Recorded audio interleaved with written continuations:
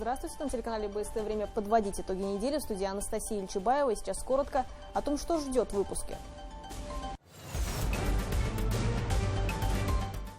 Легким нелегко. Уфу накрыл смог и зловоние. Жители жалуются на удушье и головные боли. Специалисты взяли пробы воздуха. Результаты неутешительны. По ацетону было 2 ПДК, получается. На уровне ПДК это по этилбензолу, по изопропилбензолу. Чем дышат горожане и кто виновен в том, что уфимцы задыхаются, выясняла Лилия Курбанова. Закрывать глаза на происходящее не получится. Остается только закрывать нос. Ваш билетик, пожалуйста, и сертификат о вакцинации. Жизнь с новыми ограничениями. По музеям сейчас вышел такой указ, мы, к сожалению, не можем вас пустить. Башкортостан в погоне за коллективным иммунитетом. Очереди на вакцинацию растут, но вот прививок не всегда хватает. Моя личная позиция, я очень бы не хотел объявлять обязательную вакцинацию. До введения очередных антиковидных мер осталась неделя. О том, от чего вместе с вакциной придется отказаться жителям республики, расскажет Артур Шамсудинов. Ограничения специально вводятся постепенно, чтобы у людей было время вакцинироваться и чтобы запрет на входе не стал для них полной неожиданностью. Борщ – блюдо для богатых. Суповой набор овощей подорожал в разы, а свекла и вовсе стала дефицитным товаром. У вас свекла, морковь есть? Я тоже. Склады пусты, ценники растут, когда овощи вернутся на прилавки и почему республика пока не может себя прокормить. Азат Садриев отправился сначала на рынок, а затем в министерство. Экологически чистую ботву, если повезет, можно купить у дачников, но пенсионеры не в силах удовлетворить спрос города-миллионника. Фраза «говорит Москва» звучала из Уфы, а двигатели для истребителей, бомбивших фашистов, изготавливали в республике. В Башкортостане сняли фильм о неизвестном фронте за 1000 километров от передовой. Ну вот ты где, красавчик. Что ж ты советский народ-то подводишь? Картина о тех, кто сражался, не стреляя. Актеры фильма сыграли без гонорара. Реальные истории и курьезы на съемках. Один артефакт, который придется затереть. На помощь фронту и телефон 8 987 и так далее.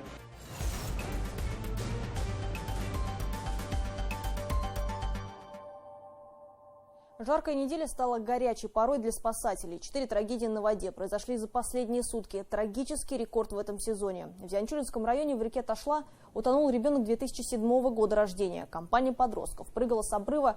Один из них, к сожалению, не вынырнул. Тело ребенка вытащили очевидцы, а в Уфе погиб 47-летний мужчина. Со слов его товарищей, он отплыл далеко от берега, где стало сносить течением. В какой-то момент он скрылся под водой и на поверхности уже не появился. Мужчина был пьян.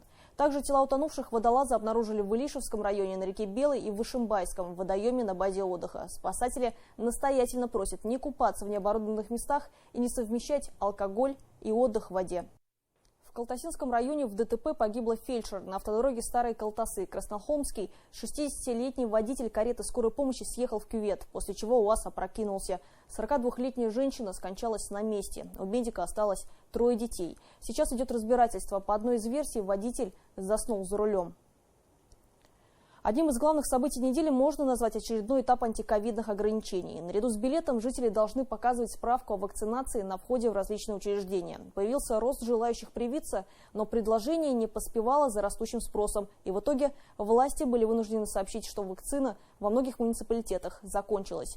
А ведь на подходе очередные ограничительные меры, когда начнет действовать 2-й этап и кому можно не торопиться с вакцинацией. Хронику этой недели расскажет Артур Шамсудинов. Похоже, призыв главы республики вакцинироваться люди действительно услышали. Да так, что даже в мобильных пунктах на глазах вырастали огромные очереди. Сразу после анонса новых ограничений как минимум на четверть увеличилось число желающих, а вот поставка вакцин не успевала за растущим спросом.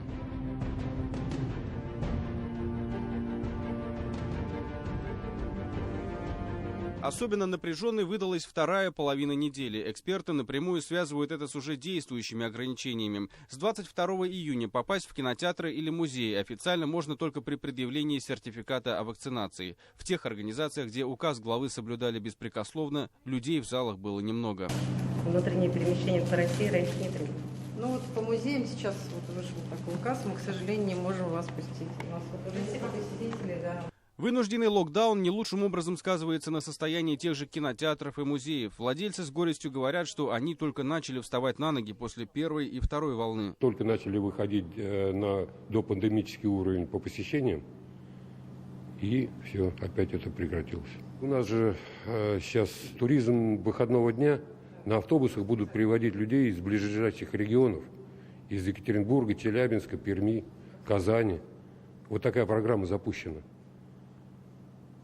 Я не знаю, вот им будут объявлять о том, что без справок не пускают в музеи или нет. Власти в усиленном режиме пытаются наладить бесперебойные поставки вакцины. За выходные в регион должны были поступить порядка 100 тысяч доз, которые распределят по районам и городам. Учитывая непростую ситуацию, глава региона принял решение отложить второй этап ограничительных мер с 29 июня до 5 июля. Действие указа также коснется сферы общественного питания при количестве 50 и более посадочных мест, санаториев, фитнес-центров, салонов красоты, бассейнов, студенческих общежитий, а также междугородних перевозок. Ограничения специально вводятся постепенно, чтобы у людей было время вакцинироваться и чтобы запрет на входе не стал для них полной неожиданностью. Конкретные сроки глава республики установил и для вакцинации госслужащих. До 2 июля привитыми должны быть не менее 60% работников. Речь не о принуждении. Люди сами должны понимать важность этой процедуры. А как они могут тогда людей убеждать? Точно так же члены правительства, точно так же все министры, потому что каждый из вас этим занимается. Я этого не понимаю. Это значит, что у вас кадровая работа, коллеги, поставлена ненадлежащим способом. Значит, вы стали набирать людей, которые не понимают сути содержания государственной службы. Моя личная позиция, я очень бы не хотел объявлять обязательную вакцинацию. Очень не хотел бы. Потому что это все-таки во многом личное дело человека. Но если, подчеркиваю, обязательства нас заставят, мы можем пойти и на это. Бурную дискуссию вызвал вопрос о том, нужно ли вакцинироваться уже переболевшим коронавирусом. В Минздраве заявили, что наличие антител не является противопоказанием. Правда, после выздоровления должно пройти около 2 месяцев, прежде чем делать прививку. И таким людям, чтобы ограничения их не коснулись, при посещении желательно показывать справку ПЦР. Любой врач понимает, какая опасность представляет собой эпидемия. Тем более пандемия, которая охватила весь мир. И все эпидемии, все пандемии боролись в истории человечества только жесткими путями. В Минздраве заявили, что все вакцины одинаково эффективны в борьбе с коронавирусом. Различается лишь срок действия антител в организме. Самый высокий у препарата «Спутник Ви». При его использовании полная защита наступает спустя 42 дня, а вот промежуток в 21 день между первым и вторым компонентом препарата лучше соблюдать точно. В противном случае уровень защиты может быть снижен. Всего в республике привито около 500 тысяч человек. Чтобы выработать коллективный иммунитет, необходимо в 4 раза больше. Артур Шамсудинов и Булат Садриев. Итоги недели. В Башкирии создадут рабочую группу по контролю за состоянием воздуха, а Роспотребнадзор организует внеплановые проверки на промышленных предприятиях. Причиной стал едкий химический запах и смог, которые накрыли Уфу. В воздухе зафиксировано превышение ПДК вредных веществ, некоторые в разы больше допустимых норм. Между тем, служба 112 фиксирует рост числа звонков с жалобами на удушающую вонь. С подробностями Лилия Курбанова.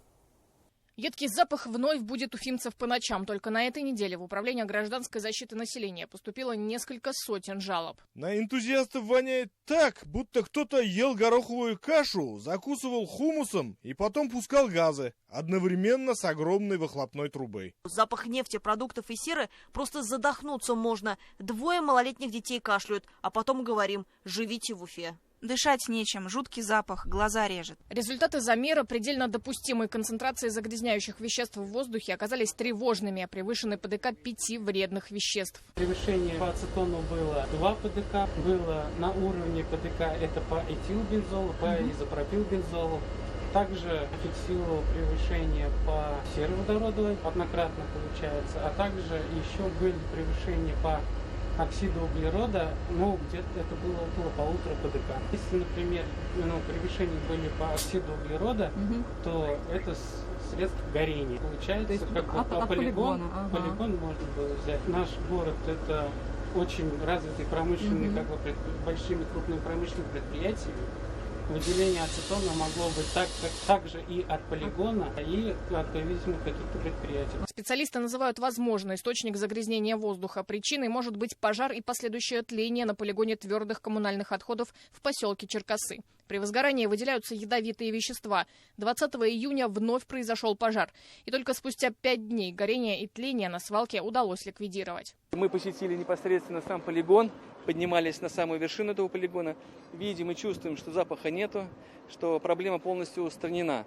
Сегодня мы работаем над тем, чтобы любые подобные возгорания, они локализовывались в очень короткие сроки по регламенту, чтобы ни в коем случае не допускать, чтобы этот дым и продукты возгорания не доходили до жилых кварталов нашего города. В Центре управления республикой прошел брифинг, где рассказали о том, как в городе борются за чистый воздух. Раз пожар на полигоне уже потушен, возможно, надо искать другой источник. Глава Роспотребнадзора предположила, что заводы в северной промзоне Уфы тоже могут быть причастны к распространению химического запаха. Из-за большого количества жалоб ведомство организовало выезд передвижных лабораторий. Мы выезжали и днем, и в ночное время. С 27 числа сделано порядка около 800 проб лабораторных. Да, действительно, фиксировались по разным адресам, а мы делаем их на территории жилой застройки. И по одной из жалоб делали на границе санитарно-защитной зоны предприятия. На едкий запах пожаловались и в Стерлитамаке. Местный житель выложил видео, на котором последствия ощутимы. По словам автора ролика, деревья пожелтели из-за аварийного выброса хлора на производстве башкирской содовой компании. Чем опасны химпредприятия в городе? Мы, конечно, понимаем, все бывает, и аварии, и производство. Конечно, мы все понимаем, да, бывает всякое там на производстве. Если это происходит, это должно система оповещения сработать, чтобы людей, да, убрать детей с улиц, оповестить и, конечно, наказать за такое. В Роспотребнадзоре заявили о начале внеплановых проверок на промышленных объектах по факту выброса вредных веществ в атмосферу. В отношении предприятий, нарушивших законодательство, может быть применено не только административное, но и уголовное наказание. Управление государственного аналитического контроля, подведомственные учреждения министерства проводит контроль атмосферного воздуха. Данная информация направляется в федеральные надзорные органы для принятия мер, реагирования, для проведения выездной внеплановой проверки, для определения источника выбросов загрязняющих веществ. С жалобами жители могут обращаться по номеру 112. Следить за показателями атмосферного воздуха смогут все желающие. В Башкортостане создается система автоматизированных станций контроля загрязнения атмосферы. На балансе пока 3 точки. В Уфимском парке культуры и отдыха Кашкадан и в Стерлитамаке по улице Менделеева 2 и на Фурманова 33. Результаты ежедневного мониторинга выкладывают на сайте Минэкологии Республики. Маска, которая необходима в пандемию, еще и может спасать от неприятного запаха в городском воздухе. Правда, ненадолго, а все-таки для этого не предназначена. А теперь перед выходом из дома не только проверять прогноз погоды, но и анализ воздуха на сайте Минэкологии. Закрывать глаза на происходящее не получится. Остается только закрывать нос. Лилия Курбанова, Айгуль Хатыпова, Альфина Кильдиярова, Шамиль Каримов, Роберт Давлетбердин. Итоги недели. Проблемы сезонные, цены заоблачные. Жители Башкортостана жалуются на резкий рост стоимости овощей. Картошка по 80, морковь по 100 рублей, свекла по 140 и 150. Но даже за такую сумму корнеплоды практически исчезли из магазинов и с рынков. Раскупили. И это при том, что республика аграрная. Что мешает прокормить самих себя и почему опустили прилавки, разбирался мой коллега Азат Садриев. У вас свекла, морковь есть? Нету? За последние недели эти корнеплоды стали, пожалуй, самым дефицитным продуктом не только в Уфе. Так называемый борщевой набор исчез с прилавков, а там, где остался, стоит в 2, а то и в 3 раза дороже обычного. А вообще раньше их откуда привозили? Средняя Азия, Волгоград, вот местные. Сейчас поставок вообще нету, да? Нет. Из-за этого рост цен, получается, там, где остатки остались, да? Конечно. Не знаю, урожая, говорит, нету. Вот и все. Урожая нету, все. Все в связи с этим, наверное. Но я считаю, как бы все-таки свекла и морковь – это продукты первой необходимости, скажем так, для того, чтобы сварить суп, приготовить какие-то другие блюда, как бы вот. И на потребителях это, я считаю, что отражается довольно-таки сильно. На крупных овощных базах свекла еще осталось, ценников на мешках нет. Увидев нашу камеру, один из продавцов тут же скинул стоимость аж на 100 рублей с килограмма. Свекла есть. Свекла. Вот соседа есть. Добрый день. Сколько стоит? 40 рублей. Сколько? 40 рублей. 40? А морковь? На другой точке продавец называет уже реальную цену – 120 рублей за килограмм. Хотя, по его же словам, продажа ботвы сейчас идет скорее поштучно, попутно объясняя причину дефицита. Ну, там тоже в этом году что-то град был, что не получилось. То есть не урожай там тоже не был, урожай. Да? Откуда вы их привозите? Узбекистан. Спрос есть, но с такой возвышенной цены они так не берут много. По чуть-чуть. Раньше были 2 килограмма, да, 4 килограмма, да, а сейчас поштучно там 4-5. Неурожай – лишь одна из причин нехватки овощей. Вторая – в закрытых границах. Пандемия внесла коррективы в работу поставщиков. На этом фоне подорожал и картофель. Пенсионеры ждут всходов на своих грядках. Подорожала, конечно, вот привозная картошка сейчас, своей же нету, 60-70 рублей килограмм. Для картошки это очень дорого, 1 килограмм. А если семья большая... Килограмм 3-4 штуки. 3-4 штуки, вот именно. В этом случае поможет свой огород, считает Лилия Ямилова. Выращенных овощей хватает и для себя, и на продажу. Стоимость 100 рублей за пучок из 3 штук. Цена оправданная, считает садовод. В этом году погода подвела не только зарубежных овощеводов. Очень отличается. У меня свекла взошла там, тут. И я постоянно поливаю. Вот утром поливаю, вечером поливаю. Ладно, у нас колодец еще. Ну, электричество считает только так, конечно. Считает. Зато вон есть что-то есть, да. А вот так выглядят ингредиенты борщевого набора на прилавках сетевых магазинов. Хотя их вполне можно было заменить на более качественные и свежие овощи, выращенные в Башкортостане. Вот только нашим производителям вход в супер- и гипермаркеты, как говорится, заказан. В данный момент этот вопрос решают сразу 3 башкирских министерства – сельского хозяйства, экономики, торговли и услуг. Создаем агропромышленный кластер, у него будет несколько основных задач. Первое – это увеличение представленности продуктов именно местного производства. Здесь есть несколько механизмов, которые позволят нам это сделать. Конечно же, это развитие инфраструктурного комплекса, это развитие же самых овощехранилищ, оптово-логистических центров, которые позволят закрыть потребность как федерального, так и регионального ритейла в том или ином продукте. Пока этот вопрос решается, покупатели ждут поставки овощей из стран СНГ. Борщ и сельдь под шубой готовят только по праздникам. Ну, народ как приходит, спрашивает? Да, народ спрашивает. Они знают все, они дороже стоят. Только спрашивают, почему я говорю 150. Ну ладно, говорит. Будем ждать, когда будет дешевле. Еще чуть-чуть подождем, уже свежие появились, да, вот скоро в Таджикистан, Узбекистан, скоро мы оттуда привезем, и все будет дешевле. Подождем еще чуть-чуть немножко. Запасы свеклы у поставщиков заканчиваются с каждым днем, а поставки свежего урожая из стран ближнего зарубежья ждать еще как минимум пару недель. А значит, и цены пока останутся на прежнем уровне. Экологически чистую ботву, если повезет, можно купить у дачников, но пенсионеры не в силах удовлетворить спрос города-миллионника. А значит, чтобы приготовить наваристого борща, многим придется все же потерпеть. Скажите, свеклу давно видели, нет на рынках? Маленькая. Борщ из чего делать? Азат Садреев, Владимир Шевчук и Артур Галеев. Итоги недели. Уфа. В Уфе отреставрируют уфимские сталинки. 3 дома, которые в свое время положили начало проспекту Октября, сейчас в плачевном состоянии. Фасад толком никто не ремонтировал. Жильцы несколько лет добивались восстановления облика зданий, и вот, наконец, дома ждет реставрация в рамках программы капитального ремонта. О том, чем процесс будет отличаться от обычных работ и с какими проблемами строителям уже пришлось столкнуться, в следующем материале. Боль, конечно, вот это вот все, это просто смотреть страшно. Просто смотреть страшно. И уже почти не на что. Это раньше были балконы с изящными балясинами, а сейчас на многих их можно просто не досчитаться. Часть лепнины местами уже уничтожена временем. Красота зданий увидала на глазах Натальи Михайловны. Старшая по дому живет в Сталинке почти 40 лет. За последние годы, рассказывает, у коммунальщиков появилась вынужденная традиция. Каждую весну и ближе к осени мастера, инженеры из ЖЭУ должны были приезжать, и они просто старались выдернуть те кирпичи, которые готовы были уже упасть.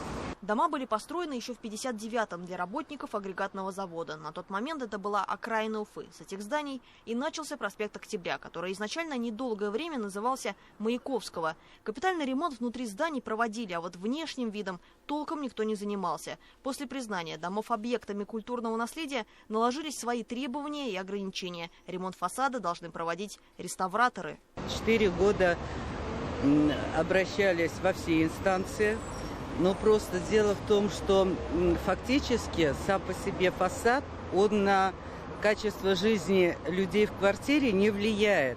Но нам было просто стыдно, что вот у нас 4 красивых дома, такой весь ансамбль. И все это, когда объявили историческим наследием, стало стыдно за город. Сейчас, надеемся, будет очень красиво. Вот наглядно видно все места, которые необходимо отремонтировать. В отличие от капремонта обычных зданий, здесь пришлось привлекать проектировщиков из Самары, которые специализируются на реставрационных проектах. Они же работали над 8-этажками в Черниковке. Там была аналогичная проблема. Балконы разрушались на головы прохожих. Видно архитектурные элементы, лепнину, которая тоже будет восстановлена. Все архитектурные элементы, балконы, тоже которые будут восстанавливаться.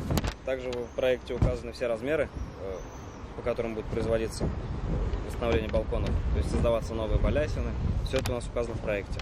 Лепнину, карнизы проектировщики восстанавливали, в том числе и по старым фотографиям. Но сложности у рабочих возникли не только с прошлым, но и с настоящим.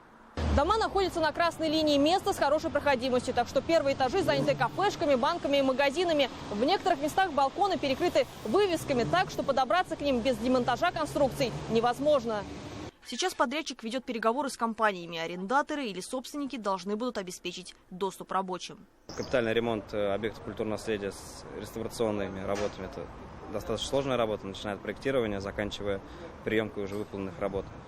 Подрядная организация допускается только специализированные, имеющие лицензию Министерства культуры. Ремонт данных объектов гораздо дороже выходит, потому что здесь необходимо еще восстанавливать архитектурные элементы. Фасад в последний раз ремонтировали в 2006-м. Тогда здания еще не были признаны объектами культурного наследия. Работы проводили по-простому. Все недостатки просто закрасили без восстановления. Теперь же специалистам нужно будет еще раз повторить то, что однажды уже удалось создать строителям 60 лет назад. В России с 1 июля вступает в силу ряд изменений. Новые пособия для беременных, повышение стоимости сигарет и бесплатное обследование для переболевших ковидом. Подробнее расскажет мой коллега Эмиль Басареев. Беременные из малообеспеченных семей имеют право на получение новых пособий. Выплаты на будущего ребенка можно будет получить с месяца постановки на учет в консультации в первые 12 недель беременности. Размер пособия будет рассчитываться после оценки нуждаемости. Новые выплаты на детей в возрасте от 8 до 16 лет включительно смогут получить и родители-одиночки. Пособие распространяется и на детей-сирот. Его получит опекун или попечитель только в том случае, если ребенок не находится на полном государственном обеспечении. Подробную информацию можно получить на сайте Федерального Минтруда. А вот семьи, в которых родился ребенок с начала 2018 года, теперь смогут взять ипотеку под 6% годовых. Воспользоваться программой можно также, и чтобы снизить ставки по ранее полученному кредиту. В то же время базовая программа льготных займов на квартиры в новостройках продлится на год. Максимальная ставка по ней не превысит 7%. С начала месяца в стране вырастет стоимость жилищно-коммунальных услуг. Общий рост, по оценкам специалистов, составит около 4%. Федеральная антимонопольная служба отмечает, что фактический рост индексации будет ниже – около 3,3%.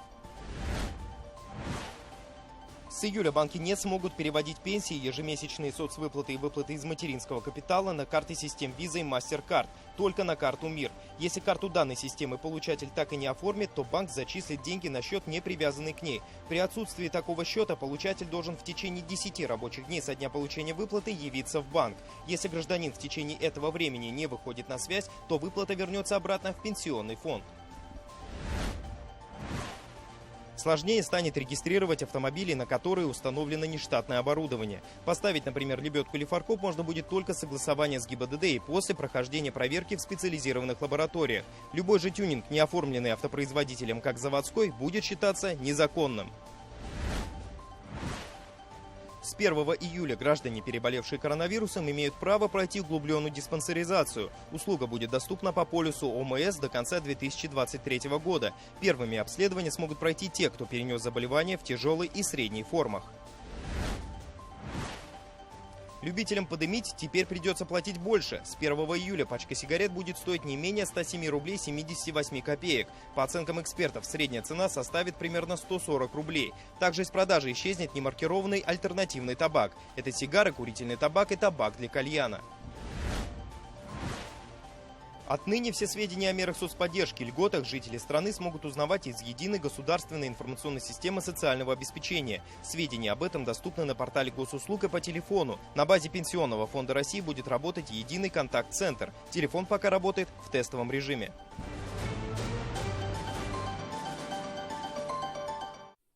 Откуда звучала фраза «Говорит Москва», где производили двигатели для истребителей бомбивших фашистов, и кто заправлял советские танки?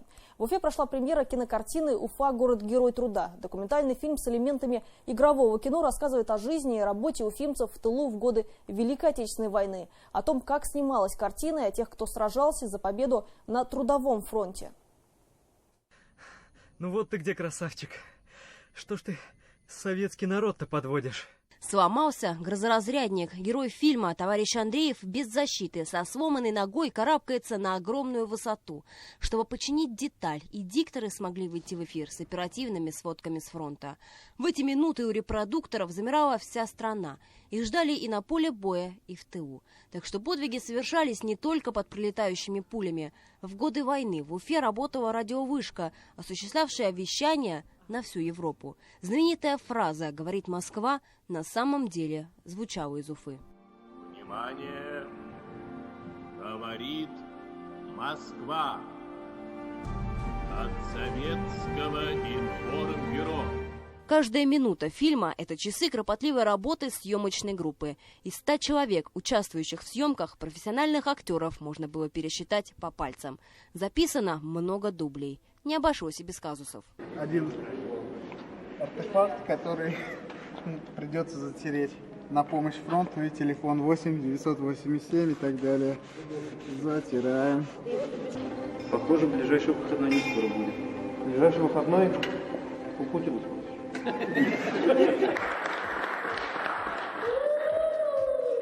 В прошлом году президент России Владимир Путин своим указом присвоил Уфе почетное звание города трудовой доблести и славы. Так и возникла идея для фильма. Это документальная картина с элементами игрового кино. Художественные зарисовки, снятые по реальным фактам. Ведь мало кто знает, что каждый 4-й советский танк был заправлен топливом из Башкортостана. И каждый 3-й боевой истребитель летал на двигателе, изготовленном в Уфе. А еще у нас в республике находились эвакогоспитали, куда привозили раненых красноармейцев. Мы хотели этим фильмом актуализировать нашу историю военных лет, потому что очень мало материалов, где, например, молодое поколение может узнать об Уфе военной. То есть мы хотели в доступной форме для молодого поколения донести историю Уфы военной. Мы проживали это, как будто мы сами это делали. Актеры настолько вжились в свои роли, что не просто играли образ, а буквально проживали жизни своих персонажей. Профессора сыграл преподаватель УГАТУ Михаил Бреслер, сторожа Шахова уфимский фотограф Валерий Шахов, итальянского диктора, ресторатор Элио Капиелло. По сути, многие сыграли сами себя, и получилось у них это лучше, чем если бы в образ входили профессиональные актеры.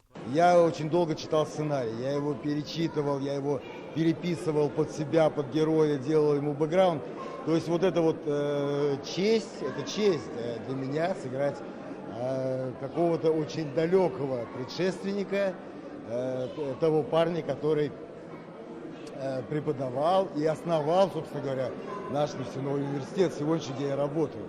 Выход фильма стал возможен благодаря выигранному гранту президента России – 500 тысяч рублей. Но этих денег не хватило. Съемочной группе большую помощь оказали представители органов власти и неравнодушные жители республики.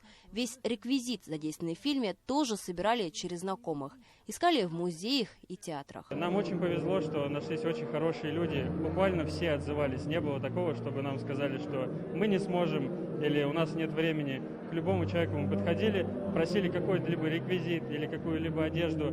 Все сразу говорили: да, конечно, приходите, берите. Кто-то сам привозил. Кстати, за съемки никому не платили. У фильма просто не было на это денег. Но желающих принять участие все равно набралось немало. Показ картины организовали в кинотеатре «Родина». Одновременно шла трансляция и на видеохостинге YouTube. С этого момента кинолента находится в свободном доступе. Посмотреть ее может любой желающий. Фильм очень трогательный на самом деле.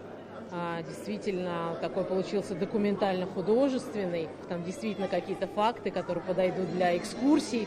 Это очень важный период нашей истории города. Я слышала в эфире о том, что был снят этот фильм, и не предполагала, что вот он так очень компактно и глубоко рассказывает об истории Уфы. И самое интересное, что я узнала для себя что-то новое. Слезы лились градом, потому что это потрясающе было, что такое могут сделать в нашем городе люди, которые не учились на это, актеры, которых нашли. Это выше всяких похвал. Фильм получился трогательный и эмоциональный. Картина о том, как Уфа вносила свой вклад в победу во время войны. Потом, кровью и слезами. Фильм о людях, которые каждый день совершали настоящие подвиги. Айгуль Хатыпова, Марат Стангалин. Итоги недели. Первым в эстафете стал магнитогорский Форест Гам, а лучшим в личном зачете «Железный человек» из Челябинска. В Учелинском районе прошли соревнования по триатлону «Урал-Батыр» на олимпийской дистанции. Это настоящая проверка на прочность. Спортсмены проплыли 1,5 километра, проехали на велосипеде 40 и завершили гонку бегом на 10 километров. Как проходили соревнования и какой он вкус победы, узнаем прямо сейчас. Справа, у тебя с правой руки. Проговорить дистанцию – первоочередная задача каждого участника. Здесь важно не перепутать последовательность этапов и четко знать траекторию маршрута на каждом из них. 5, 4, 3, 2, 1!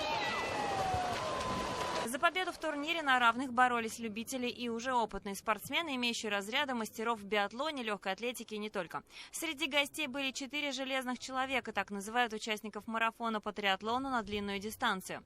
На сегодняшний день эта серия испытаний признана самым сложным однодневным соревнованием в мире. Красиво проплыли. Сейчас, догоняйте. Я за вами. Турнир по триатлону – это 3 вида спортивной программы. Сначала участники преодолевают 1,5 километра по воде, затем пересаживаются на велосипед и только потом бегут к финишу. Выступал я на триатлоне всего лишь раз. Это было в прошлом году, в этом же месте. Тогда я был, самым молодым участником. Скорее всего, сейчас тоже, но я не знаю уже. Вот. Это мой второй триатлон, получается. В прошлом году я выступал в эстафете, в этом решил попробовать себя в личном зачете. Итоги турнира «Урал-Батыр» подведут в 2 зачетах. В личном участник должен пройти все 3 этапа сам. В эстафете спортсмены делят дистанцию по видам спорта. На плавательном этапе 1 человек, на велоэтапе 1 и на беговом. Могут 3 человека участвовать, могут 2. Допустим, один взять, проплыть, а второй может на велосипеде и пробежать. Старался накатить, догнать. Как получилось, так получилось. Оторваться от преследователей? Не, я даже не смотрел, кто за мной плывет. Я на него смотрел на первый, за ним плыл. Эстафету передают в виде чипа, который крепится к ноге. Он-то и показывает время, проведенное на дистанции. На соревнованиях задействована электронная система хронометража. Данные чипы засекают автоматически время на каждом отрезке, на плавательном этапе, на велоэтапе и на беговых этапах. В транзитной зоне спортсмены долго не задерживаются, переодеваются, как правило, на ходу. Дорога каждая секунда. Задача – показать лучшее время на финише. Соревнования по триатлону «Урал-Батыр» проходят на берегу озера Ургун второй раз. В прошлом году из-за пандемии их проводили в формате кросс-кантри, но в этом году, как изначально и планировалось, гонки организовали на шоссе. Велогонка – второй и самый длинный этап соревнований. Он составляет 40 километров. Чаще всего здесь выявляются лидеры и отстающие. Но может случиться непредвиденное. Например, прокол колеса или атака насекомых. Мне пчела в рот залетела. Ужалила, все во рту губу ужалила. И я выплюнул ее.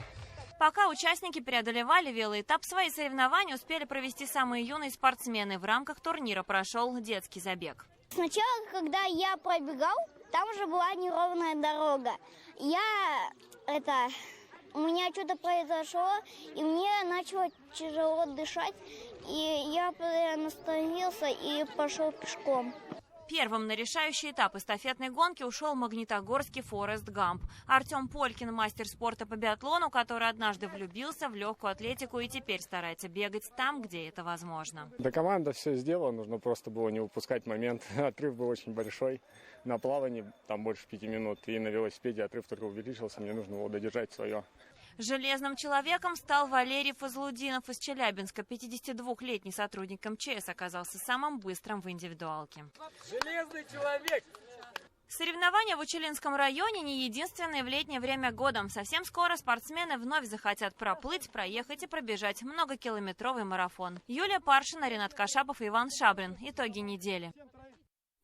На этом все. Я с вами прощаюсь. Оставайтесь в курсе событий с телеканалом БСТ. Всего доброго.